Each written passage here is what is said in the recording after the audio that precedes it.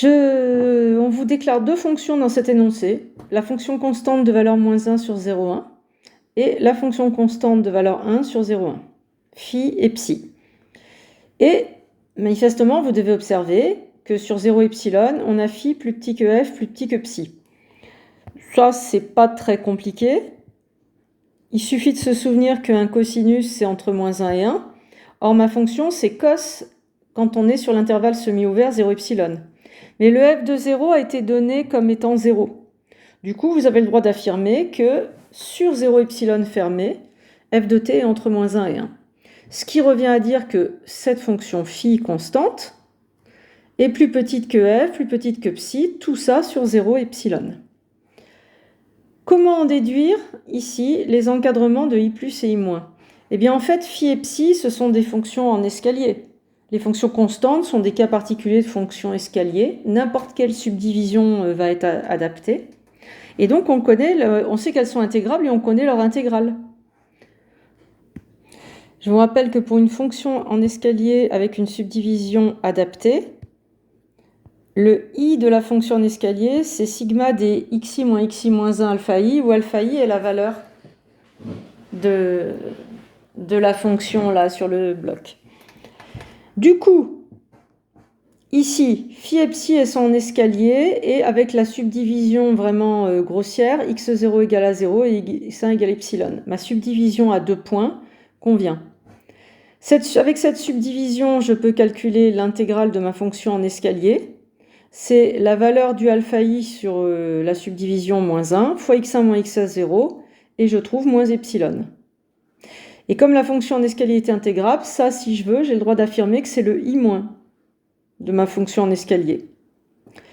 Pareil pour psi. Avec la subdivision adaptée, je chope l'intégrale de ma fonction en escalier, c'est 1, ça c'est ce qui joue le rôle du alpha i, fois x1 moins x0 qui vaut epsilon. Et j'ai le droit de dire que ça, c'est le i+, puisque la fonction en escalier est intégrable. Donc, son i est égal à son i+, et son i-.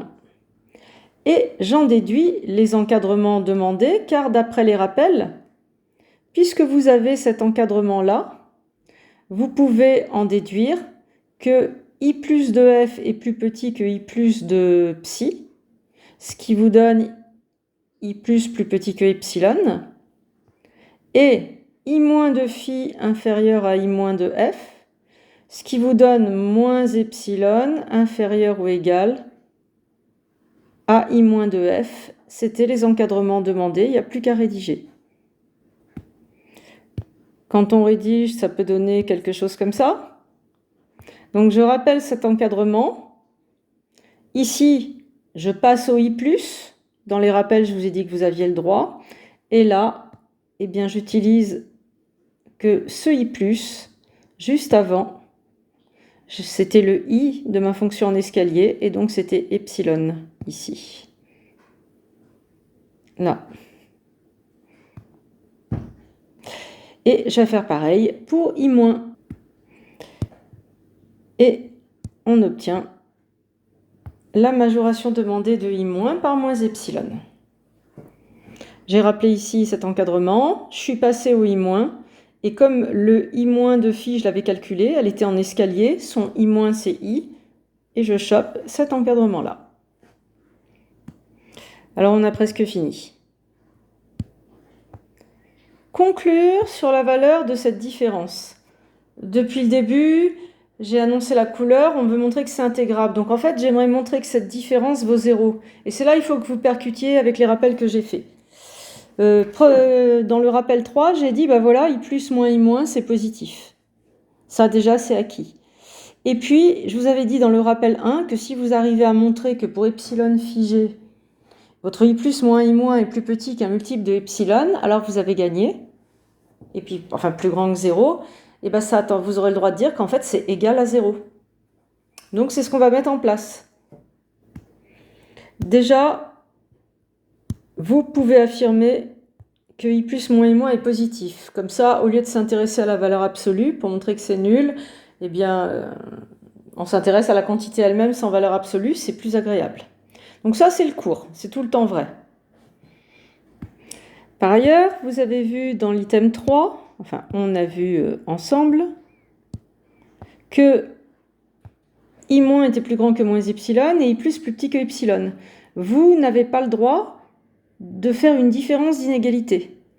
Par contre, vous avez le droit d'ajouter des inégalités de même sens. Donc là, vous allez d'abord multiplier par moins 1 cette inégalité, l'idée étant de faire apparaître I plus moins I moins par addition.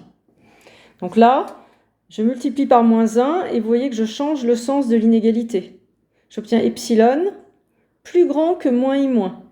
C'est-à-dire que si je range dans l'autre sens, j'obtiendrai moins I moins inférieur ou égal à epsilon.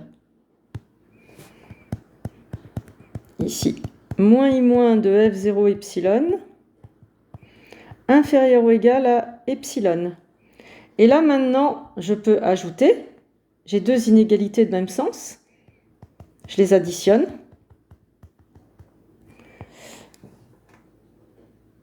Et donc j'en déduis que I plus de F epsilon moins I moins de F sur 0 epsilon, eh bien c'est inférieur ou égal à 2 epsilon. Et j'avais déjà la positivité. Bon, bah, d'après le rappel 1, puisque cet encadrement est vrai pour tout epsilon strictement positif, j'en déduis que la quantité au milieu est majorée en valeur absolue par 2 epsilon, et donc elle tend vers 0. C'est pas qu'elle tend, pardon, excusez-moi, je me suis très mal exprimée, elle est égale à 0. Ainsi, I plus de F0 epsilon moins I moins de F0 epsilon égale 0. Et là, il y a juste quelque chose qui n'est pas rigoureux, où je suis allée trop vite, c'est que vous voyez, là, on a l'impression que ça dépend de epsilon, mais en fait, je vous rappelle que cette quantité, elle était égale à I plus de F sur 0,1 moins I moins de F de 0,1. Donc, si je veux vraiment montrer que j'ai compris, c'est important ici que j'encadre une quantité et qu'on n'ait pas l'impression, parce que finalement, dans mon rappel 1, je vous ai montré que la démo, c'était de faire tendre epsilon vers 0. Or, si ici, j'ai quelque chose qui bouge avec epsilon, eh ben, j'ai plus un D fixe. Donc là, je reviens à ma différence fixe, I plus de F01 moins I moins de F01. Elle est inférieure ou égale à 2 epsilon pour tout epsilon positif, et donc elle est égale à 0. De F01 moins I moins de F01 égale 0. Ce qui fait que le I plus égale le I moins, et donc F est intégrable sur 0,1.